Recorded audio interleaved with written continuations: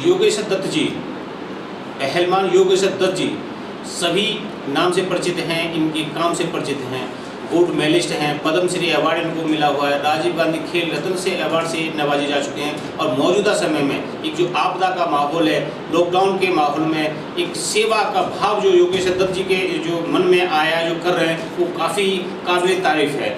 योगेश दत्त जी, आपका जश्न India studio में स्वागत है। सबसे पहले एक आपदा है, लॉकडाउन है, एक सभी समाज के हर वर्ग की जो सक्षम हैं सभी की जिम्मेदारी बनती है सभी के लिए कुछ न कुछ जरूरतमंदों के लिए मदद करें। आपकी दिनचर्या क्या रहती है? देखिए, बिल्कुल अभी जो कोरोना वायरस का प्रकोप पूरी दुनिया में है और हिंदुस्तान में भी है ये, और हमारे प्रधानमंत्री माननीय प्रधानमंत्री नरेंद्र मोदी ने जो आह्वान किया है 2021 उसके बाद भी 3 मई तक है, हमारा फर्ज बनता है कि हमें जो हमारे नज़दीक है, जो ज़रूरतमंद हो, किसी भी तरह की ज़रूरत हो सकती है, और इसमें कोई अमीर गरीब नहीं, किसी को भी कोई डॉक्टरी सुविधा पड़ सकती है, किसी को कोई गरीब मजदूर हैं क्योंकि कोई काम तो है नहीं, ना जा सकते लॉकडाउन में, उनकी मदद करना हम सबका फर्ज है देशवासियों, क्योंकि वो भी हमारी परिवार का हिस्सा है। और हमें ये सोच के काम करना चाहिए कि ये हर हिंदुस्तानी हमारे परिवार का हिस्सा, हमें देश बचाना भी है और आगे बढ़ाना भी है। कोई भूखा न रहे, कोई ज़रूरतमंद तक जरूरत पहुँचे, तो किसी भी तरह की, और पूरे देश को एकजुट होने के लिए एकजुट होना बहुत ज़रूरी है पूरे देश का, तभी इस विपदा से निकल सकते हैं। नहीं तो आप इटली में देखिए, USA में देखिए, चाइना में देखिए, कितना बुरा हाल और कितनी तबाही मचा रखी है लोगों ने। पर हिंदुस्तान में अब तक ये लोगों की समझ और एक कड़ा पालन किया है लॉकडाउन का, जो इस विपदा से अभी तक कंट्रोल की हुई है। योगेश दत्त जी, आपका जो डिस्ट्रिक्ट सोनीपत हरियाणा में आता है, एक बॉर्डर पे है यूपी के में, जब जो प्रवासी लोग थे उन्होंने एक पलायन का दौर किया था, तो कुछ लोगों का रोका अपने प्रवासियों को, देखिए रोका तो ना क्या ठहराया, क्या पूछते हैं? बिल्कुल, देखिए हमारे जैसे गांव में, मेरे गांव में ही लगभग 100 के लगभग लोग MP से रहते हैं। हाँ, प्रवासी लोग। हाँ, प्रवासी थे, वो जो मजदूर लोग काम पे थे, वो मेरे गाँव में है, हम खुद खाना बना के उन तक पहुँचाते हैं। ऐसे ही जैसे ये बागड़ी लोग होते हैं, उनको खाना पहुँचाते हैं। उससे अलग खाने राशन भी हमें गांव में भी जहाँ भी जो खुद बना सकते हैं उन तक वो राशन भी पहुँचाते हैं। और डेली का हमारा यही काम है कि खाना भी पहुँचाएँ बना के, और राशन भी उनको दें जिससे वो अपने आप भी बना सकें। जिसको भी जिस तरीके की जरूरत है वो हम काम कर रहे हैं। पहलवान जी, एक्चुअल में आदत जो आदमी की होती है वो हटती नहीं है, तो पहलवानी जरूर करते होंगे। आपने एक अकेडमी भी बनाई है, उसमें किस तरह के पहलवानों की फौज तैयार कर रहे हैं? लगभग अकेडमी हमारे रेसलिंग अकेडमी नाम से लगभग 3 साल हुए अभी स्टार्ट हुए, हमने 2018 में खोली, 17 में खोली है, 3 साल हुए हैं। उसमें यही है कि हमारा मेरा जो सोच है कि मैं ओलंपिक मेडल जीता, मैं देश के लिए, मैं चाहता हूँ कि वहाँ से ओलंपिक गोल्ड निकले, और गोल्ड चैंपियन निकले, ओलंपिक चैंपियन निकले।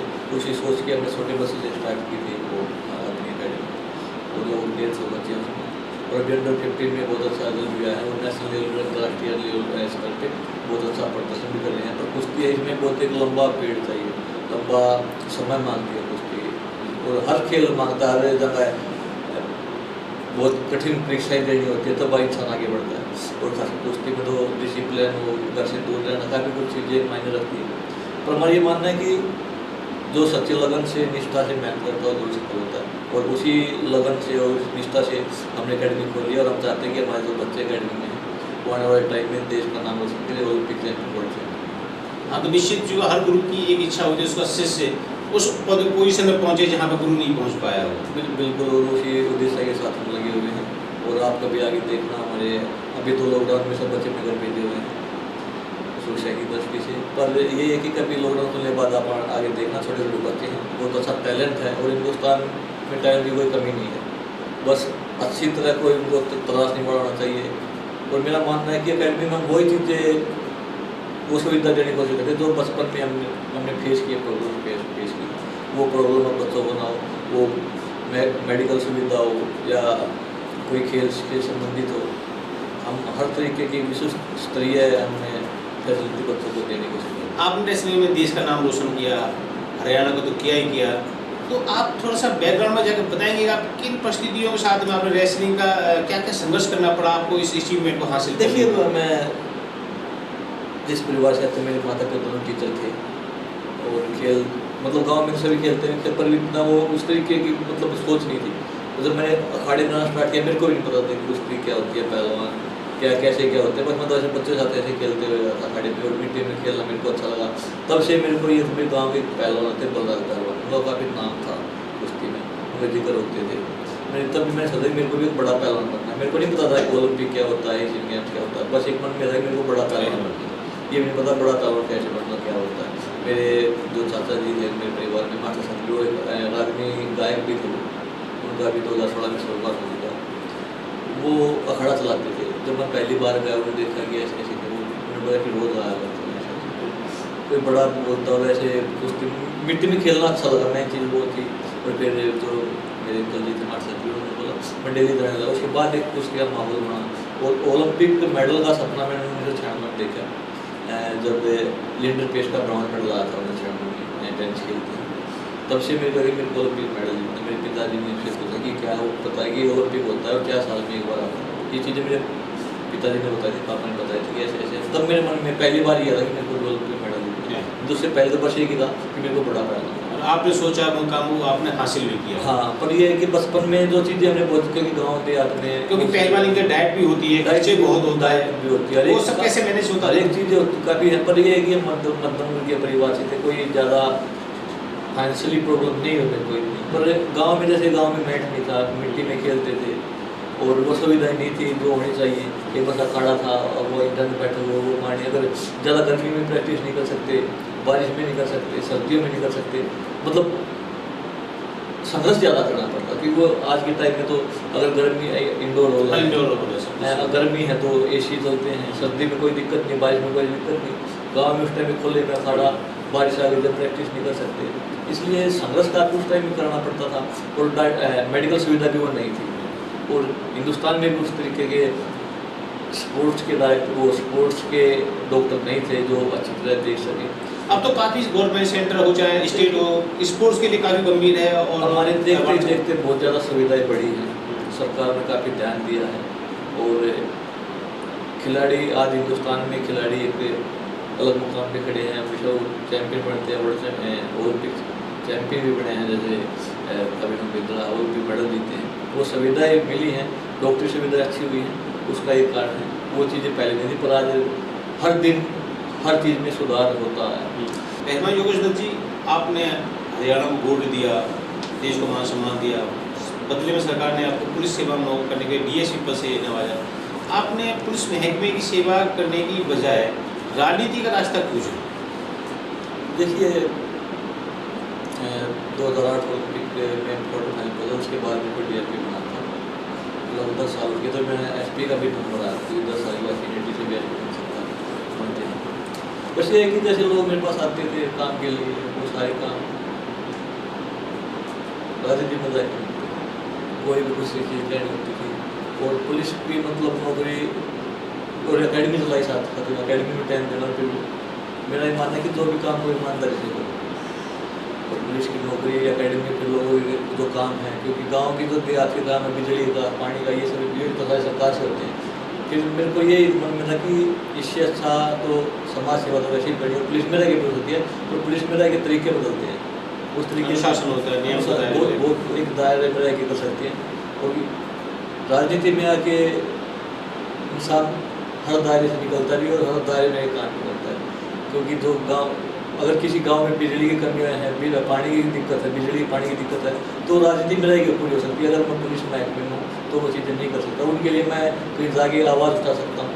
पर यहाँ पे और आवाज़ का भी एक क्राइटेरिया होता है, अगर किसी भी सरकारी उसमें क्योंकि हर एक चीज़ का प्रोटोकॉल होता है। वो सोचते हैं कि अगर मैं कोई यूनिक चीज़ों में है तो मैं समाज सेवा इससे अच्छा कुछ नहीं है कि राजनीति में हूँ और लोगों की सेवा। तो आपने काफ़ी समय से थे, राजनीति को समझ रहे थे, सरकार से आते, बीजेपी के नज़दीक आने के बाद ही आपने राजनीति में एंट्री मारी। वो कहाँ से आपको बीजेपी में ही आपने जो एंट्री मारी वो कहाँ से? एक तो देश के प्रति समर्पण भाव किसका है, देश के प्रति गंभीर कौन है, देश को आगे बढ़ाने के लिए क्या है। और इससे पहले मैं आपको बताता हूँ संघ से भी बहुत ज़्यादा प्रभावित हूँ, भारतीय संघ से, क्योंकि मैं जब सिर्फ सोशल मीडिया आया तो उनके बारे में अच्छी बुरी बातें सोशल मीडिया में चलती रहती हैं। फिर मैंने बीजेपी के साथ साथ संघ के बारे में पढ़ा कि मतलब क्या वो है, कोई बड़ाई करता है, कोई बुराई करता है। फिर ये जो संघ का जो काम है, जो देश सेवा है, हर विपदा की, हर आपदा में देश के साथ खड़ा रहना, लोगों की मदद करना, एक मतलब एक गहराई तक घुसना उस चीज़ में, देश के बारे में सोचना, आगे बढ़ाना, सबके साथ ले चलना, वो चीज़ें थी। और फिर बीजेपी में आप देखिए कि माननीय प्रधानमंत्री नरेंद्र मोदी जी हैं, जो उन्होंने इतने अच्छे काम किए, देश को एक विश्व स्तरीय पहचान मिली है पहले भी थी, पर आज एक इज्जत से देखते हैं लोग। वैसे हरियाणा में हमारे मुख्यमंत्री हैं मनोहर खट्टर जी, उन्हें इतनी ईमानदारी की एक मिसाल पेश की है कि लोग बिना सिफारिश के और बिना पैसे के आज गरीब परिवार के बच्चे भी HCS SPS लगते हैं, बड़ी बड़ी नौकरियाँ मिलती हैं। गवर्नमेंट जो भी टैलेंट है, जिसमें भी जिस तरह की प्रतिभावान है, उसको उस तरीके में बीजेपी में जाने का यही था। एक मैं ये दिल खोल के बोल सकता हूँ कि सबसे पहले संघ का भी वही चीज़ है, सबसे पहले देश है उनके लिए। देश। तो पहलवान जी, अब राजनीति में आए, आपको तुरंत टिकट भी ऑफर हो गई, तो आपकी चूँकि पहलवानी और राजनीति बहुत अलग अलग हैं, तो राजनीतिक गुण भी आपको आपके अंदर पैदा हुए होंगे, वो किस तरह से जागे? देखिए ये चीज़ें, मैं पॉलिटिक्स में, राजनीति में मैं कोई ना पैसा कमाने के लिए, ना कुछ और कि भाई मेरे को ये पावर के लिए, बस ये है कि इसके माध्यम से लोगों की सेवा, समाज सेवा ज़्यादा हो सकती है। वो एक काम था, क्योंकि भगवान ने देश में इतना मान सम्मान दिया है, ओलंपिक मेडल जो मिला, एशियन गेम्स में गोल्ड जीता, कॉमनवेल्थ गेम्स में गोल्ड जीता, पूरे देश ने मेरे को सिर में बैठाया और बहुत ज़्यादा आज भी प्यार और मान सम्मान देते हैं। आपने राजनीति के लिए बड़ौदा हल्का चुना, और लगातार हम देख भी रहे हैं, अभी गतिविधियाँ पूरे हल्के में लगातार चली हैं। बड़ौदा हल्का के आप डिस्ट्रिक्ट लेवल पे भी सारे मुद्दे उठाते रहते हैं। तो अब चूँकि चुनाव में टिकट मिली, आप थोड़े से अंदर से हार गए, आपको कुछ मलाल है इस बात? देखिए, हार भी जिंदगी का हिस्सा है। कुश्ती में भी जब मैंने कुश्ती स्टार्ट की, पहली बार मैं कुश्ती में गया था। कभी हम हार से ही सीखते हैं, मेरा मानना है कि हार से हम ज़्यादा सीखते हैं, जीत से कम सीखते हैं। और मुद्दे की बात है, मुद्दा कोई भी हो, मैं कुश्ती लड़ता तब भी देश के लिए कोई कोई गलत होता है, उसके लिए मैं कभी से आवाज़ उठाता गया, वो सोशल मीडिया के माध्यम से हो, किसी भी तरीके से हो। क्योंकि मेरे को तो लगता है, क्योंकि सबके अपने विचार होते हैं, मेरे को लगता है कि कुछ गलत है तो मैं उसके लिए हमेशा बोलता हूँ, और अब भी मैं बोलता हूँ। और अब तो राजनीति में आने के बाद तो ये कुछ मायने नहीं रखते कि भाई कौन क्या है। तो लोग राजनीति को अलग मायने से देखते हैं। एक कुछ लोगों की वजह से राजनीति बदनाम हुई है, जो नहीं होनी चाहिए। और राजनीति में जो भी आए, मेरा मानना है कि वो देश सेवा के लिए, समाज सेवा के लिए आना चाहिए। और कुश्ती खेल में और इस राजनीति बहुत ज़्यादा फर्क है। अब चूँकि मैं आपके हकीम रहा जिनको जिनसे आप हारे थे, श्री कृष्ण जी नहीं रहे, और अगर 6 महीने के अंदर ही चुनाव भी वहाँ पे दोबारा आपको फाइट करना है, तो क्या तैयारी है आपको? देखिए, उसकी तरफ तो लॉकडाउन में, पूरा देश लॉकडाउन में, कोई तैयारी नहीं है। पर पहले से ही मतलब इलेक्शन होने के बाद ही, जब भी मतलब मैंने पार्टी में की, मैं लोगों के बीच में जाता रहता हूँ, जो भी मेरे से होता है सरकार की, तो लोगों, क्योंकि सबसे ज़्यादा परेशानी बिजली और पानी की है, उसकी आवाज़ में, उनकी लोगों की आवाज़ में ऊपर माननीय मुख्यमंत्री तक पहुँचा देता हूँ। जो काम होने के वो काम होते भी हैं, पर यह है कि धीरे धीरे हर काम करने की हमने कोशिश की और आगे भी करते रहेंगे। और हमारे विधायक थे कांग्रेस पार्टी के, पर अगर विधायक बनने के बाद तो पूरे वो किसी पार्टी का नहीं होता है कि जनता का। हाँ, अब वो नहीं है, और उनका पूरा राजनीतिक कैरियर भी बहुत साफ और अच्छे तरीके से उनका निकला है, काफ़ी 6 बार के MLA रहे। अब आगे इलेक्शन हो, देखते हैं क्या होता है।